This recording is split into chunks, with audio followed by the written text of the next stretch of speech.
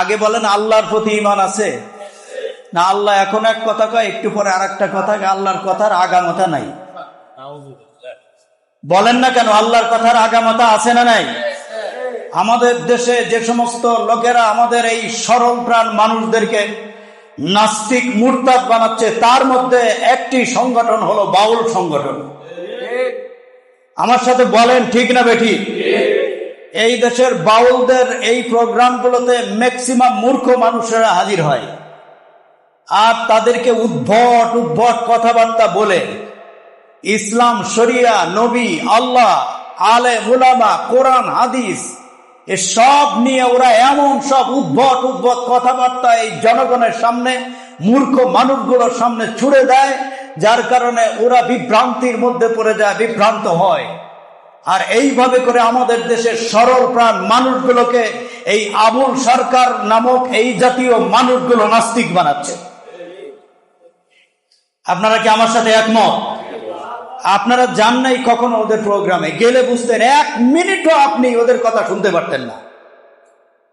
যাদের নামাজ পড়ে কপালে দাগ হয়ে গেছে, ওই দাগ নিয়ে যে কথা বলেছে ওটা যদি আপনি জানতেন, আমি মসজিদে বসে এটা বলতে পারবো না।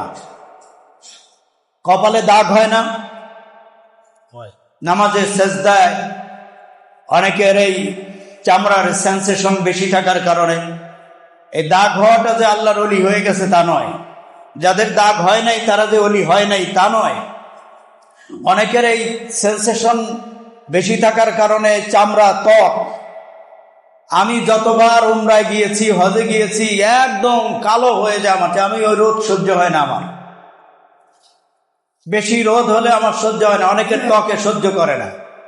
অনেকে নামাজে এই দাগটা কিন্তু এমনি হয় না। যারা নামাজ আদায় করে না তাদের কিন্তু যতই সেন্সিটিভ ত্বক থাক না কেন দাগ হবে না।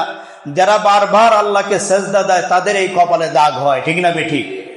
এই কপালের এই আসার, এই দাগ, এটা আল্লাহ কর্তৃক প্রদত্ত, আল্লাহ দিয়েছেন। আর এই দাগটা নিয়ে আবুল সরকার যা বলেছে, আপনি এই মসজিদে কখনোই এই শব্দ উচ্চারণ করা সম্ভব নয়। আল্লাহ সম্পর্কে যা বলেছে এগুলো কি মসজিদে বলা যাবে? এরপরেও আমার দেশের এক শ্রেণীর বলদ মুসলমান, বোকা মুসলমান তাদের সমর্থন করে নিজেরা জাহান্নামের ভাগী হচ্ছে, নিজেরা অপরাধী হচ্ছে, নিজেরা ক্ষতিগ্রস্ত হচ্ছে। একদল মুসলমান তাদের পক্ষে কথা বলছে শুধুমাত্র রাজনৈতিক সিদ্ধি হাসিলের জন্য, দু চারটে ভোট পাওয়ার জন্য। মুসলমান কখনো ভোটের তোয়াক্কা করে না, ঈমান বিক্রি করে তারা কখনো ভোট কামনা করে না। ভোট যায় যাক, কিন্তু ঈমান বিক্রি করা যাবে না। জোরে কান ঠিক না বেটি? আমার মুসলমান ভাইরা, এই মানুষগুলো সম্পর্কে আমাদের স্টাডি না থাকার কারণে কি হয়, সেখানে কি সব কথা বলে, আল্লাহুল আযীম, এক মিনিটে মিনিটে তাদের ঈমান চলে যায়। এমন সব কুফরি কথা, শিরকি কথা। আর আমাদের দেশের গ্রামগঞ্জের সহজ সরল মানুষ রাত জেগে জেগে ঘন্টাকে ঘন্টা তাদের এই পালা গান, তাদের এই বিচার গান, বিচার গান হয় না?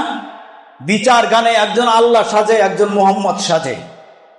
পালা গানে একজন মহিলা, একজন পুরুষ, নারীর পক্ষে একজন পুরুষের পক্ষে, এমন সব উদ্ভট উদ্ভট কথা বলছে। আর ওইগুলো মাঠে ময়দানে মূর্খরা, তারা তো বুঝে না সুঝে না, আমাদেরকে সব প্রশ্ন করে বসে, আজীব আজীব প্রশ্ন। মানুষের শরীরে দরজা কয়টা? আমাকে জিজ্ঞাসা করছে মানুষের শরীরে দরজা কয়টা? তো এখন মানুষের শরীরের দরজা তো এইভাবে ডাইরেক্ট হাদিস শরীফে মানুষের দরজা। তা আমি চিন্তা করলাম যে ওর সাথে যদি আমি লিগ্যাল ওয়েতে কথা বলতে যাই, তাহলে ও তো আরো কিছু উদ্ভট প্রশ্ন, ফিরাউনের নানির নাম কি, তারপরে নমরুদের বাপ কয়টা বিয়ে করেছে, এসব কথা বলে আমাকে আটকাতে চাইবে। এগুলো যেগুলো তথ্য উপাত্ত আমার কাছে ওইভাবে হাবিজাবি প্রশ্ন। কোরআন শরীফ হলো 30 পারা জাহিরি আর 30 পারা বাতিনি। এই কথাগুলো ওরাই আবিষ্কার করেছে। এগুলো শয়তানের কথা, শয়তানের কাজ। কার কাজ? এই সব কথা, উদ্ভট কথাবার্তা দিয়ে নামাজ কায়েম করতে বলছে, নামাজ তো পড়তে বলে নাই। নামাজের মতো নামাজ একবার পড়লেই হয়, এসব কথা ওরা বলে। ও বন্ধু, পর্দা হলো মনের ব্যাপার, আসলে শারীরিক উপরে পর্দা করার প্রয়োজন নাই। এই হাবি জাবি কথা আপনাদেরকে বলে, আমাদেরকে বলে এক শ্রেণীর মূর্খ মানুষগুলোকে তারা বিভ্রান্ত করছে, ডাইভার্ট করছে, পথচ্যুত করছে, লাইনচ্যুত করছে। আমার বন্ধুগণ, এজন্য সতর্ক হওয়া দরকার। এই সমস্ত কারণে আল্লাহর পক্ষ থেকে জমিনের মধ্যে গজব নেমে আসে, ঠিক না বেঠিক?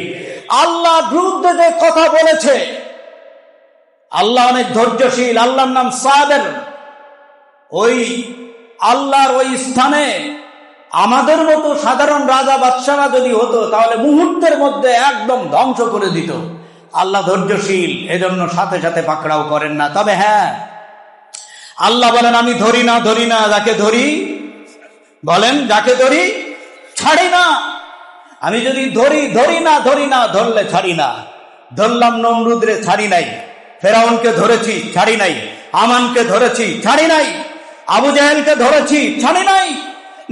কওমে আদ, কওমে লূত, কওমে সামূদকে ধরেছি তো ধরেছি। আখদুন শাদীদ, আমার ধরা থেকে বাঁচতে পারে নাই। আমার বন্ধুগণ, সময় আছে। আল্লাহ রাব্বুল আলামিন বলেন, জমিনের মধ্যে আমি মাঝে মধ্যে যত ধরনের এই জল স্থল ভাগে, যত ধরনের ব্যত্যয়, যত ধরনের আপনার বিপদ মুসিবত নেমে আসে, এগুলো সব মানুষের হাতের কামাই, মুখের কামাই।